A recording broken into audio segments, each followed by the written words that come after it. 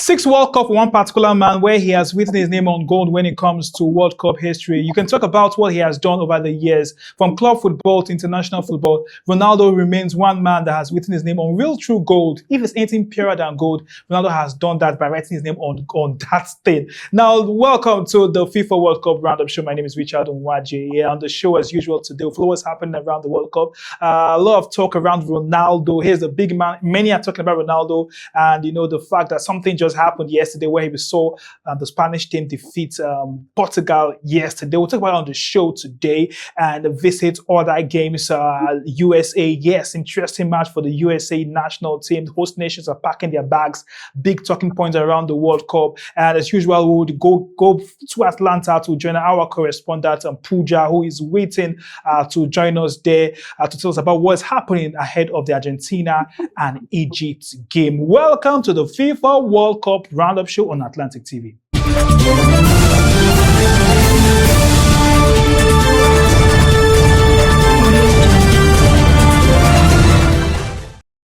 It's the FIFA World Cup happening in Canada, USA, and Mexico. It has been interesting football, really interesting football. And for some people, it has been very, very emotional. I told you around the emotional part of the World Cup at the beginning when we started this show that we'll have that mixed feelings where we'll see some players celebrating and some players crying. And for the past 2 days, we saw Neymar crying some 2 days ago, and we saw Ronaldo crying yesterday. And this is what the World Cup is all about, bringing out the three emotions, making us understand that football is beyond what we see on the field. Welcome to the FIFA World Cup Roundup Show, Atlantic TV. My name is Richard Onwaje. Now, let's start off the show with what happened in the round of 16 games yesterday, where we had very, very interesting matches that happened in the World Cup. Now, let's start up with the game between Spain and Portugal. That was a very, very interesting game, and many expected that game to go as expected. The Portuguese team came with the whole firepower and everything. Ronaldo was one man. Everybody had their eyes on. Many expected Ronaldo to enjoy himself, win the game and everything. But many talk about how poor the Portuguese national team was. Spain won that game by 1-0 just one goal. Arsenal Merino scored the only goal in that particular game. While the game between USA and Belgium defeated USA by 4-1, and officially all the host nations are officially out of the World Cup. And one very interesting point. But we need to go straight to Atlanta today, where Pooja is waiting for us. He needs to go in and cover the game between Argentina and talk about Egypt.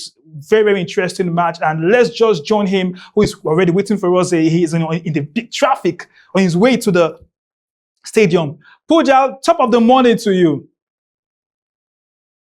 Good morning. Very, very stressful period for you, trying to go from city to city, your flights being delayed and everything. And of course, you're heading to the stadium, you're inside the car to the stadium. Tell me, how has it been for the last 2 days? Well, it has been crazy, because of the weather, and of course, the legend that is playing in Atlanta. So there was a lot of influx of people, Argentine, traveling from New York, New Jersey to come into Atlanta to watch Messi against Egypt. So it has been hectic, for all the airlines, for the weather as well. It wasn't a good one, and for the past 2 days, I've been in Miami, from Miami to New Jersey. Now I'm back to Atlanta. So in 3 days, I've been to 3 cities. I got into Atlanta around 2 o'clock yesterday. I've not slept for even 3 hours, and now I'm here, going to cover the game against Argentina and Egypt. So it's a good one. One goat has left the tournament, so we are about to witness another goat, playing against Egypt today. Before we talk about the Argentina and Egypt game, let's talk about the GOAT whole matter. Now, you were very, very vocal on X. I would have read that tweet for you where you spoke around the fact that Ronaldo is a very, very selfish player. And you spoke based on what happened yesterday. Talk about the game between Spain and Portugal, where you believe that Ronaldo is the problem of the Portuguese national team. Now, can you share more details about what convinced you about the man Ronaldo as you tagged him, selfish player? Well, he's not. Context-wise, it's not that is the problem of Portugal, but it's one of the problem, because even the fans are also problem of Portugal. Because if you are talking about Ronaldo, you are talking about Ronaldo who is a 41-year-old Ronaldo. People are talking about Ronaldo as if he's the Ronaldo of the 30s, of the 20s, or the prime Ronaldo. No, this is a Ronaldo that is 41, he's playing in Saudi Arabia, and he's not on that top level. So you cannot demand the same thing you are demanding from Ronaldo to this to Ronaldo. Ronaldo is not going to work, in his prime days. Ronaldo is not going to, from opportunities. And this World Cup is a World Cup that you have to sacrifice, and he did sacrifice. Because how will you be on the pitch when the guy that scored the goal against Croatia, Ramos, was on the bench? This guy had been termed, super sub, and you left him. Left him on the bench because you want to play Ronaldo. And I think because Ronaldo is a leader, and that Ronaldo on that level, yeah, you should have told the man that, okay, fine, find a way to bring it, good level. So selfish is not being wise, not being able to understand that he's not the Ronaldo of the 30s, of the 20s, he's the Ronaldo of the 41-year-old. That is why you see that Messi walks, because Messi is 39 as well. So you can't see a Messi that will be running like the prime Barcelona days. So all these legends have to realize that they are old, and they have to give room for young players to help them. Ramos entered in that game, against Spain, and scored, Portugal in the World Cup. By the end of the day, a 41-year-old cannot be playing 90 plus football every 2 days. Now, the argument for many Ronaldo fans is the fact that several players in the Portuguese national team have refused to play with Ronaldo. They know that this comes from the backdrop around the fact that the team, yes, they lacked creativity. Some criticize the likes of Bruno Fernandes, who we saw not creating chances. But do you share the same view that Ronaldo's teammates have refused to work with Ronaldo to help maybe create chances for him to score goals? Well, I won't say they were deliberate not to pass to Ronaldo, but I think it's a case of individualism in that team, because everybody was expecting, when you have a Vitinha, you have a João Neves, and you have a Bruno Fernandes in the midfield. Everybody was talking about how the chances is going to choke Ronaldo, but unfortunately, we didn't see that at this World Cup, and you saw that even before, after the World Cup start, João Neves was talking about Ronaldo being a normal player in the team. So there was no respect for Ronaldo. So obviously going to play for Ronaldo. So so it's not that deliberately don't want to pass to him. It's a matter of as big as Ronaldo, and they want to shine as well. And unfortunately, we had the best midfield on paper going to the World Cup, and they gave us one of the most useless performance ever, because the only match they actually played well, the only match Bruno Pakistan that DR Congo, demolish as well. So it's a bad one for them, and unfortunately, they're out of the cup. And let's focus on the game that you're going to cover. You're on the way to the stadium, the game between Argentina and Egypt. Now, the last time we spoke about Argentina playing against African nation, there was Cape Verde, and we saw what happened. Cape Verde almost had their way through out of the round of 32. Now, Egypt, Argentina, the reigning champions, the GOAT when it comes to some people, when it comes to football, Messi. Do you see anything different happening? Many people will say on paper Argentina will definitely beat Egypt, but are you hoping to see maybe one of those FIFA World Cup upsets this evening? For me, I want to believe, I want to pray that Egypt, Argentina failed to learn their lesson against Cape Verde, because they underestimate, in that game, and I don't want them to learn to underestimate Egypt as well, because Egypt are gone in for history as well. Remember, they won that first knockout game at this World Cup. So and this is the last one, Mo Salah as well, and Omar Mamouche has been playing well as well. So I just want Argentina not to sin against Cape Verde, and they play against Egypt, and I know Egypt is a little bit more than Cape Verde, and they can fight on till the end. So I'm not seeing an upset, because I know that for Messi, for the players, for the manager who has won the World Cup before, they've learned their lesson. But like I said, they didn't learn. Egypt can capitalize like Cape Verde did out the game today. But of course, Argentina is favorite to win it today.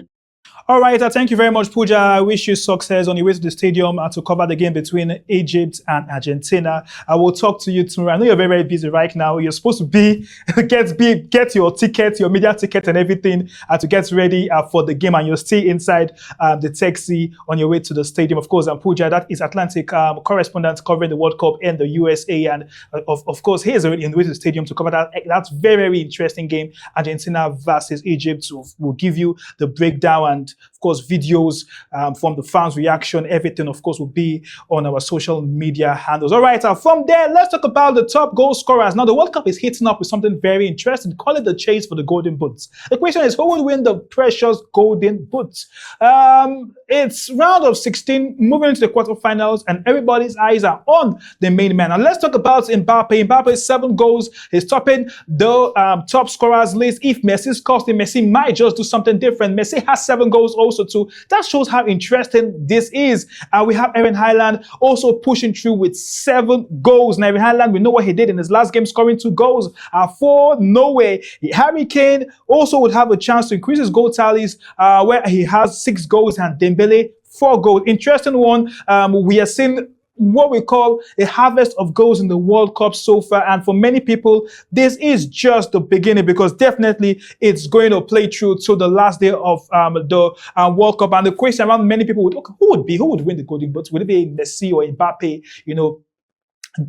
era to win it? But I'll talk about the fact that Mbappe remains one of those great players that have just kept his name on the World Cup in the last 3 editions. While Messi, we know what happened in the last World Cup, how he got to the final, did everything he did. So it's going to be a very, very interesting one to see the battle for the Golden Boot. Just like how we're looking at who would win the trophy, the prestigious World Cup trophy, we're also talking about who would also win the Golden Boots.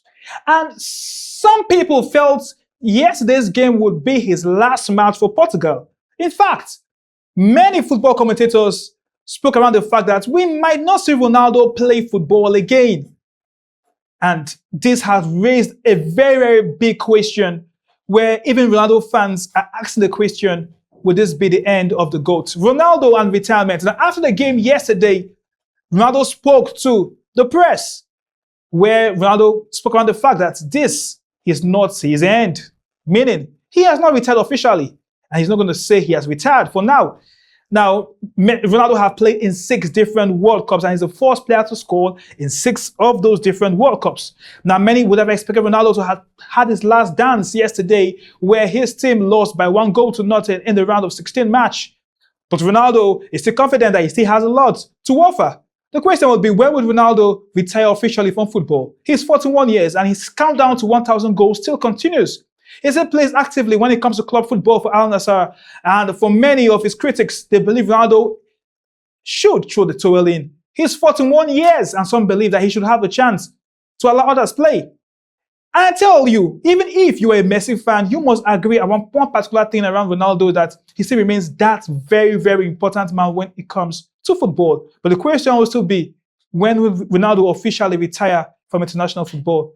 For some of his critics, they believe Ronaldo still wants to have the last dance in 2030, where the World Cup will take place in Portugal, Spain, and Morocco. For many people, they believe Ronaldo wants to retire in his home ground.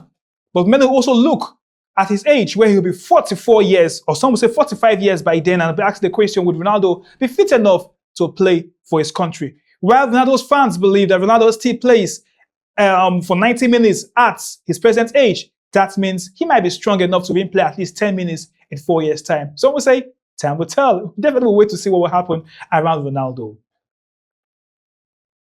Ronaldo and his retirement, let's talk about our very special man of the day. Now, on the FIFA World Cup show, every day, every single day, we have that special man we celebrate, and we celebrate an icon who have definitely made the day look very, very unique. The footballing day in the World Cup, very, very unique. And this particular day, we're celebrating that same man.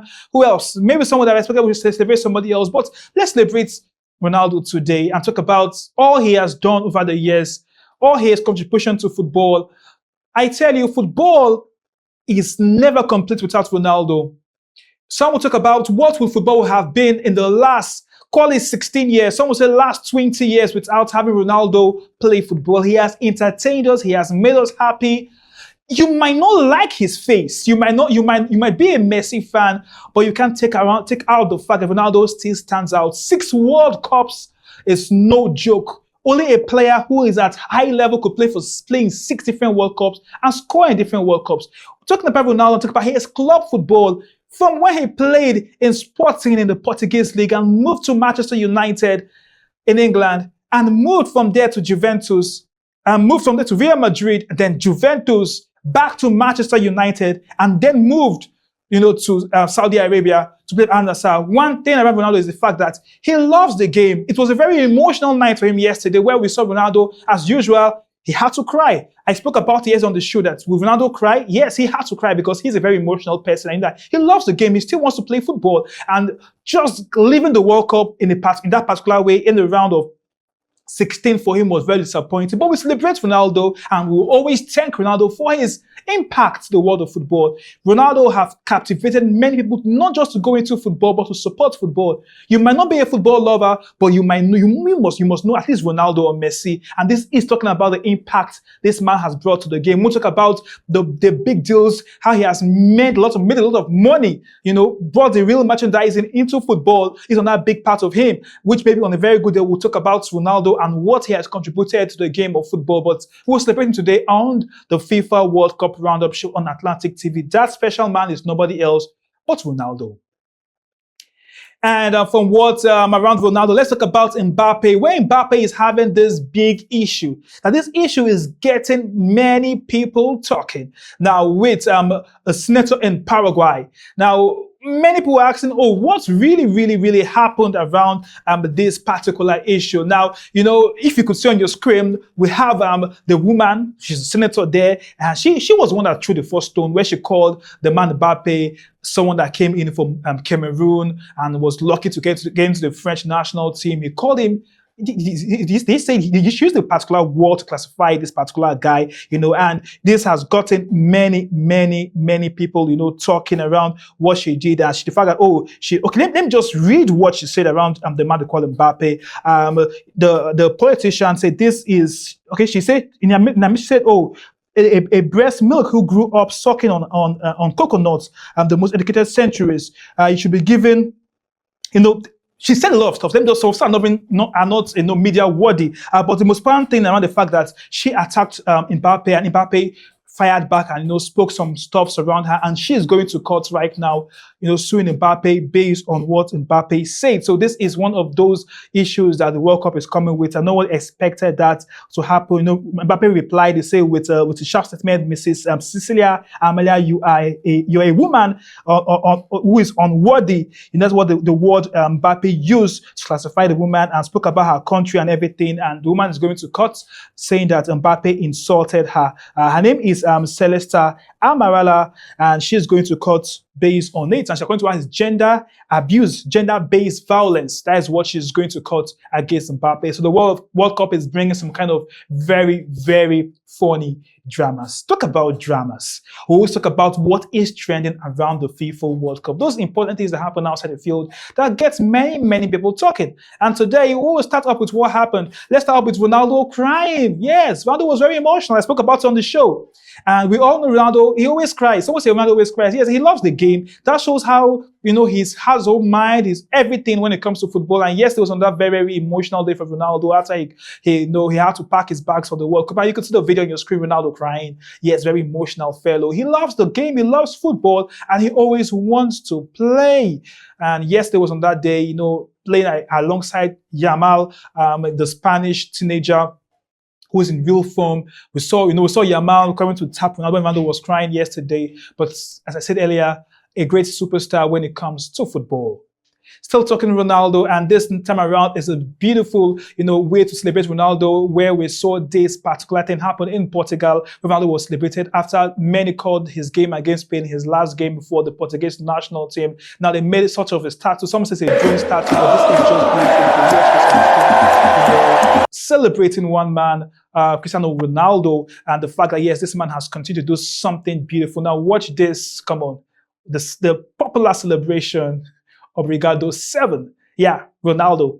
And that is what Ronaldo keeps doing over the years. 6 years of him giving us that very, very peculiar celebration whenever he has to, whenever a goal goes in from him, for his legs or his head, wherever, a great player who plays from his can score with his head. His both feet, left and right, he can score goals, and that shows how good he is. And of course, the fans are celebrating him. We've come to the end of the FIFA World Cup Roundup show today. Thank you for joining us. Tomorrow, another really fresh package where we'll talk about those talking points around the World Cup. Don't forget, the game between Argentina and Egypt will be one major talking point around the World Cup this evening. How Messi would like to remain in the World Cup is going on that knockout stage match against an African opponent. However, many will see on paper, just like how Pooja said, the Argentine team are better, and Messi and his team will definitely beat Egypt. But we'll ask ourselves a question: what if we have another World Cup upset? Don't forget, Saudi Arabia defeated Argentina, talking about in 2022. But let's wait and see. Egypt against Argentina. Richard Unwaje is my name. I'll see you tomorrow.